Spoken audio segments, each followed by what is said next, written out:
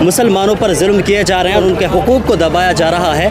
ख़ास तौर पर वक्फ अमेंडमेंट एक्ट 2024 को जिस तरह लाया जा रहा।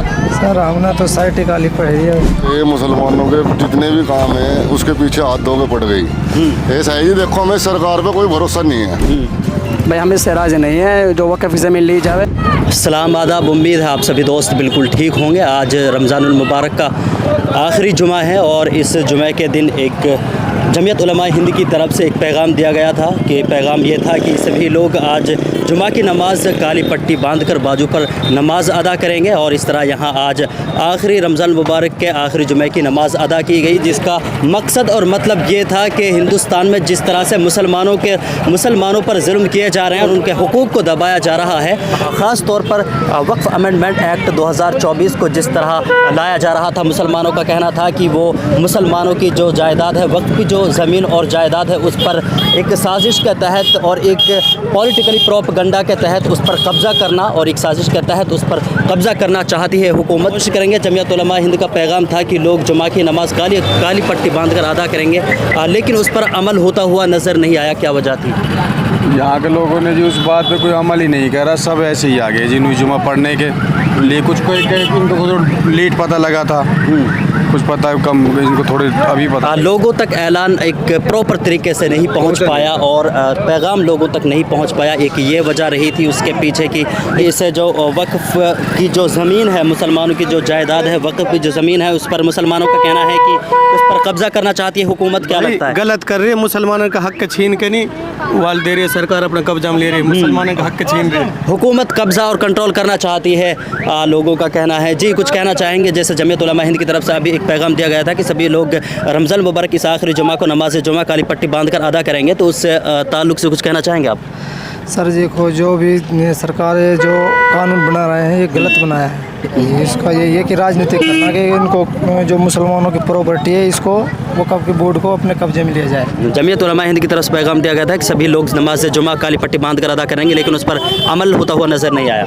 सर हमने तो साइट निकाली पड़ी है। लेकिन वो आप फिर भी कर सकते थे, है ना? लेकिन वो क्यों, क्या पैगाम नहीं पहुंचा लोगों तक प्रॉपर तरीके से? हाँ ये है, हमें तो मालूम नहीं, पलकन बस ही बह रहे थे, कुछ लोगों को तो पता ही नहीं, किसी से बात करो। भाई हम जो है ना सरकार को बहुत ही दुख के साथ कहना पड़ रहा कि जो है मुसलमानों के जितने भी काम हैं उसके पीछे हाथ धो के पड़ गई। ठीक है, लेकिन जो है ना थोड़ा सरकार को ख्याल रखना चाहिए कि हम भी इस देश का एक हिस्सा है और हिंदू मुसलमान कोई अलग नहीं है, सभी इसी देश के बच्चे हैं, तो थोड़ा सा सोच समझ के सरकार को चलना चाहिए।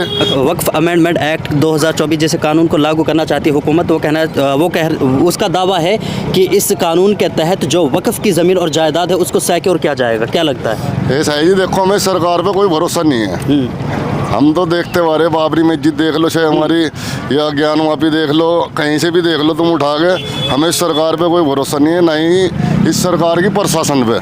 कोई साजिश या कोई प्रोपेगेंडा हो सकता है इसके पीछे? पूरा सही है, तो ये है ना हमारे जितने भी सामान है ना सबके पीछे हाथ धो के लग गए। इस सरकार को थोड़ा सा सोचना चाहिए भाई, देश में प्यार रहेगा तो देश सलामत रहेगा, अगर देश को तुम तोड़ने की बात करोगे तो देश कहाँ सलामत रहेगा। जमीयत उलमा हिंद की तरफ से पैगाम था कि रमज़ानुल मुबारक का आखिरी जुमा है और नमाज जुमा इस बार बाजू पर काली पट्टी बांधकर अदा की जाएगी। ज़्यादातर लोग जो है इस पर अमल करते हुए नज़र नहीं आए। क्या वजह थी इसके पीछे? सबसे पहले कुछ आदमियों को खबर नहीं था इस बात का।